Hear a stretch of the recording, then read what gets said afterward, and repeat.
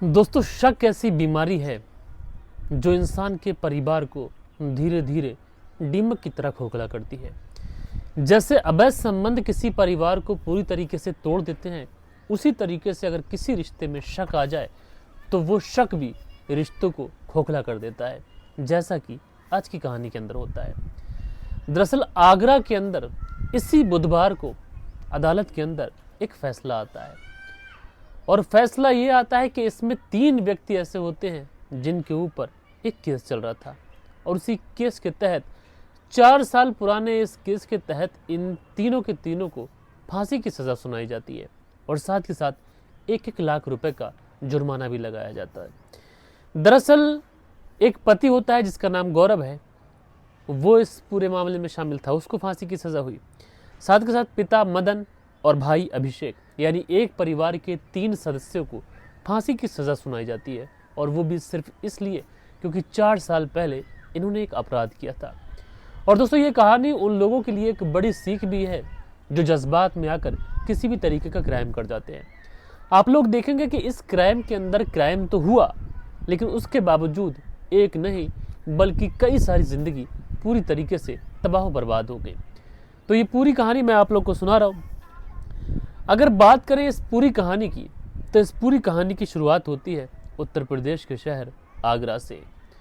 और इसी आगरा के अंदर एक जगह लगती है एतमादौला, और ये जो एतमादौला जगह है, यहीं पर इसी इलाके के अंदर एक जगह पड़ती है प्रकाश नगर। और इसी प्रकाश नगर में एक परिवार रहा करता है।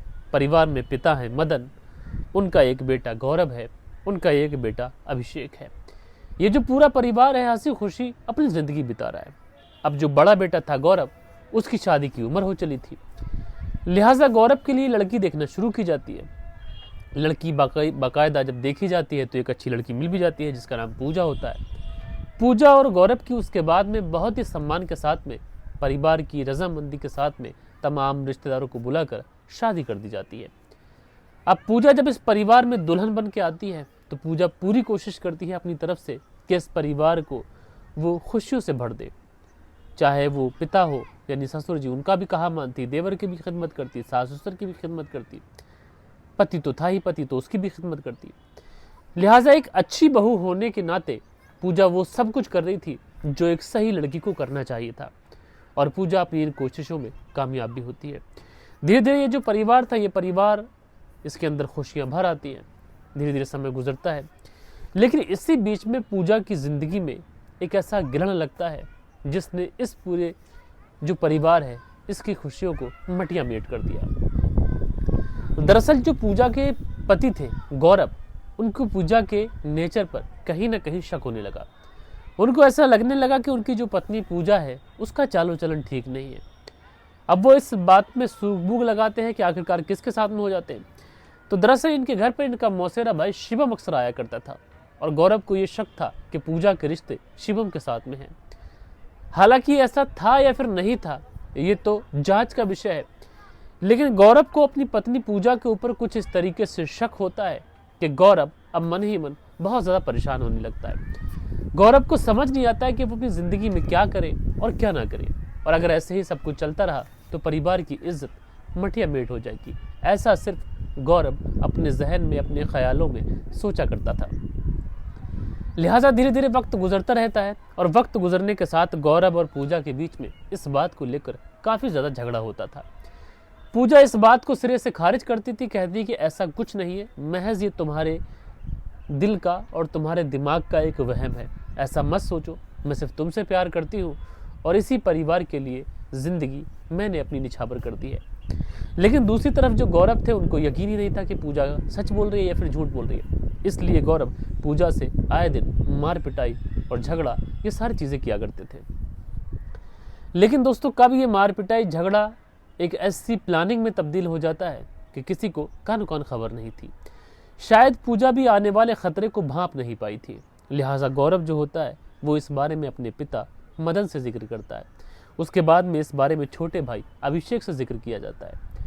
जब इस बारे में जिक्र किया जाता है तो उसके बाद में इन तीनों ने जब ये सोचा कि उनके घर की जो महिला है, जो बहू है, वो घर की परिवार की इज्जत को नीलाम कर रही है, इसलिए ये लोग फैसला करते हैं कि क्यों ना पूजा और जो मौसेरा भाई शिवम है, इन दोनों को ही इस दुनिया से हमेशा हमेशा के लिए रुखसत कर दिया जाए। उसके बाद साल 2022 की ये बात है, साल 2022 में ही शिवम को कॉल कर कर बुलाया जाता है और उसके बाद जैसे ही शिवम वहां पर पहुंचता है, रास्ते में ही लाठी डंडों से शिवम को पीटना शुरू कर दिया जाता है। जो पूजा थी वो भी भागती है, तो उसकी जो हत्या है वो दरवाजे के सामने ही कर दी जाती है। शिवम को पहले तो लाठी डंडों से खूब ज़्यादा पीटा जाता है और उसके बाद एक तेज़ धारदार हथियार से उसके ऊपर हमला किया जाता है, जिसकी वजह से शिवम की जान चली जाती है। बहरहाल दोस्तों, शिवम और पूजा की मौके पर ही मौत हो गई थी और ये सब कुछ जो था वो सीसीटीवी के अंदर कैद हो चुका था। लेकिन बड़ी हैरानी की ये बात थी कि जिस समय ये हत्या की गई थी वो इतनी ज़्यादा क्रूर तरीके से की गई थी कि हत्या सरेआम रोड पर की गई थी। जिसने भी इस हत्याकांड को देखा था वो सहम गया था।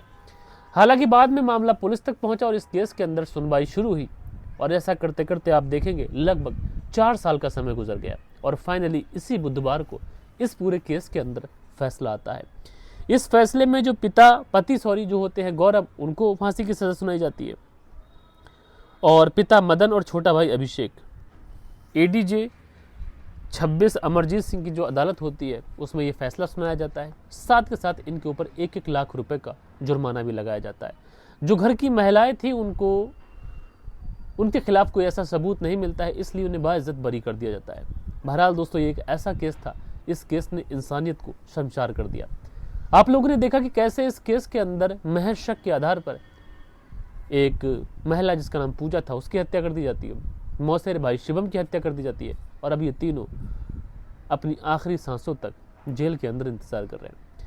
आप लोग इस पूरी स्टोरी के बारे में जो भी सोचे मुझे कमेंट्स करके बताइएगा। बाकी दोस्तों, मिलता हूं मैं आप लोगों से कल के दिन किसी और स्टोरी के साथ में। जब तक के लिए अपना ख्याल रखें, देश का ख्याल रखें, परिवार के रिश्तों की अहमियत को समझें। जय हिंद, जय भारत।